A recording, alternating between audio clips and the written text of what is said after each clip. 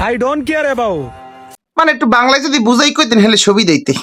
কে থাকলো আর কে গেল, I always remember that. ফিরে বুঝলাম না, ফিরে একটু বাংলায় বুঝাইয়ে কয়েন। যারা আপন তারা কখনো ছেড়ে যায় না। একটা কথা আছে কি জানেন, অল্প বিদ্যা ভয়ঙ্করী জোতারে কয় আলমারি।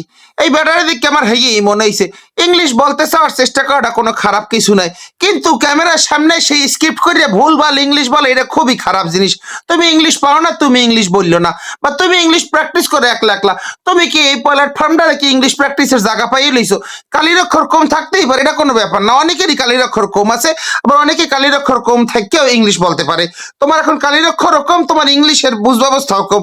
তোমার বলার ট্রাই করো, দরকার নাই। যেহেতু বলার ট্রাই করতে আছো, কারো কাছে জিজ্ঞেস করতা কি হইবে ইংলিশটার, এটার বাংলাটা কি হইবে।